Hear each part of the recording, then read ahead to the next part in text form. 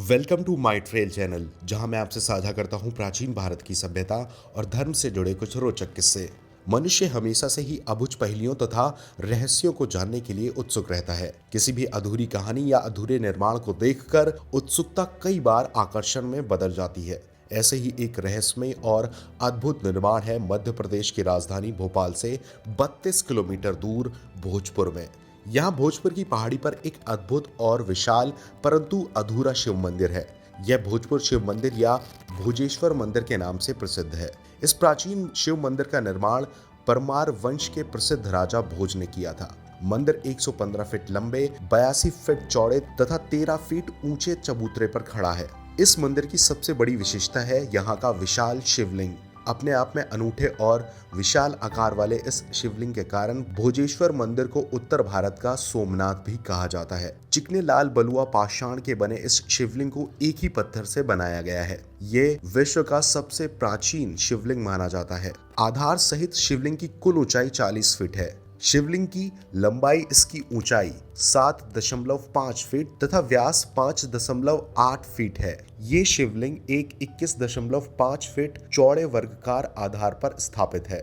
मंदिर के प्रवेश के लिए पश्चिम दिशा में सीढ़ियां हैं। गर्भगृह के दरवाजे के दोनों ओर नदी देवी गंगा और यमुना की मूर्ति लगी है। इसके साथ ही गर्भगृह के विशाल शीर्ष स्तंभ पर भगवान के जोड़े शिव पार्वती, ब्रह्मा सरस्वती, राम सीता एवं विष्णु लक्ष्मी की मूर्तियां स्थापित है। सामने की दीवार के अलावा बाकी 3 दीवारों में कोई प्रतिमा स्थापित नहीं है।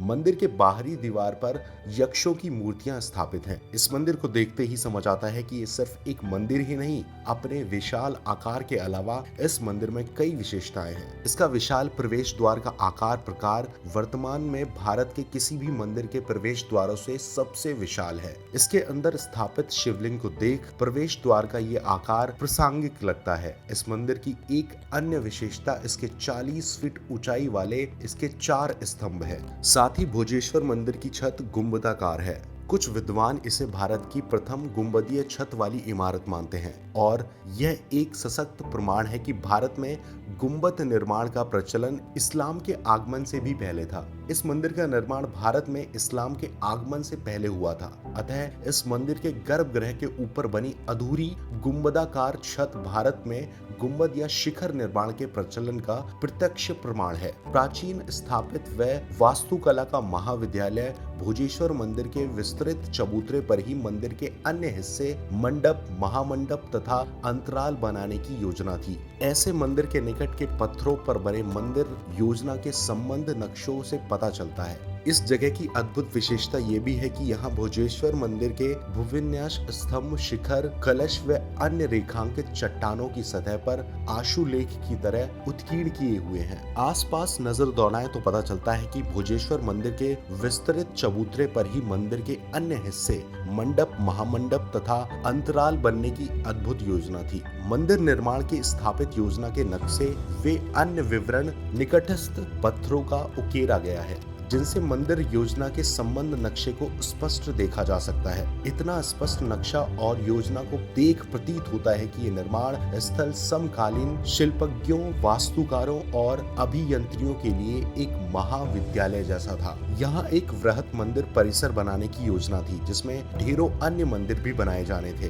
वास्तुविद मानते हैं कि यदि ये योजना सफलतापूर्वक संपन्न होती है तो ये मंदिर परिसर भारत के सबसे बड़े मंदिर परिसर में से एक होता। इस मंदिर की भव्यता देखते ही बनती है और आश्चर्य भी होता है कि आखिर इतने भारी पत्थर इतनी ऊंचाई पर कैसे पहुंचाए गए होंगे। परंतु मंदिर के ठीक पीछे भाग एक ढलान बना हुआ है, जिसका उपयोग निर्माणाधीन मंदिर के समय विशाल पत्थरों को ढोने के लिए किया गया था। यहाँ उल्लेखनीय है कि पूरे विश्व में कहीं भी निर्माण हेतु सामग्री को संरचना के ऊपर तक पहुँचाने के लिए ऐसी प्राचीन भव्य निर्माण तकनीक अब दिखाई नहीं देती। भोजेश्वर मंदिर में इसे प्रत्यक्ष प्रमाण के तौर पर देखा जा सकता है कि आखिर कैसे 70 टन भार वाले विशाल पत्थरों को मंदिर के शीर्ष तक पहुँचाया गया था। प्राचीन भारतीय शिल्प और स्थापत्य कला के निर्माण की तकनीक अवश्य भिन्न थी। उल्लेखनीय है कि परमार वंश के प्रतापी राजा भोज ने इस विशाल मंदिर का निर्माण अपने विख्यात ग्रंथ सम्राटज्ञ सूत्रधार के आधार पर करवाया था। सम्राटज्ञ सूत्रधार भारतीय वास्तुशास्त्र से संबंधित ग्रंथ है।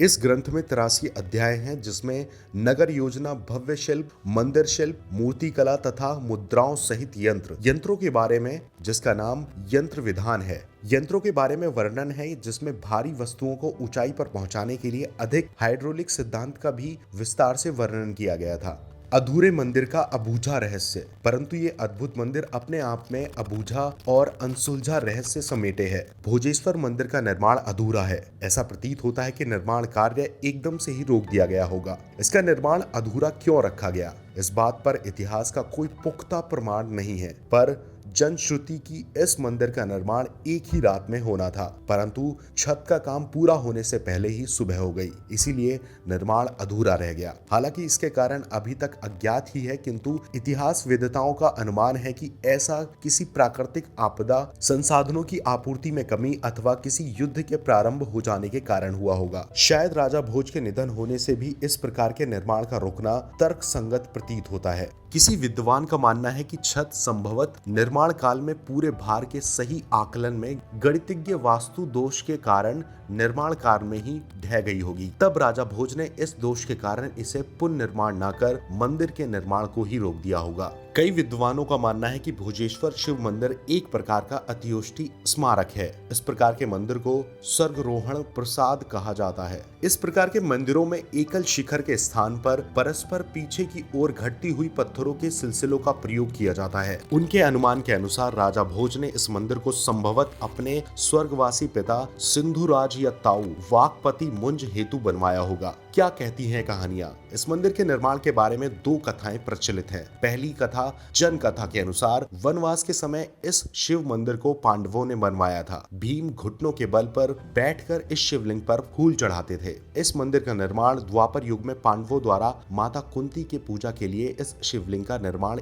एक ही रात में किया गया था। जैसे ही सुबह हुई तो पांडव लुप्त हो गए और मंदिर अधूरा ही रह गया। इसके साथ ही इस मंदिर के पास ही बेतवा नदी है, जहां पर कुंती द्वारा कर्ण को छोड़ने की जन कथाएं भी प्रचलित हैं। दूसरी मान्यता के अनुसार इस मंदिर का निर्माण मध्य भारत के परमार वंशीय राजा भोज द्वारा 11वीं सदी में करवाया गया था। राजा भोज एक अत्यंत प्रतापी और विद्वान राजा थे। उन्हें कला, स्थापत्य और विद्या के महान संरक्षण माना जाता है, जिन्होंने 11 से अधिक पुस्तकें भी लिखी थी। वर्तमान में ये मंदिर ऐतिहासिक स्मारक के रूप में भारतीय पुरातत्व सर्वेक्षण विभाग के संरक्षण के अधीन है। मंदिर के निकट ही इस मंदिर को स्थापित एक पुरातत्व संग्रहालय भी बना हुआ है। शिवरात्रि के अवसर पर राज्य सरकार द्वारा यहाँ प्रतिवर्ष भोजपुर उत्सव का आयोजन किया जाता है।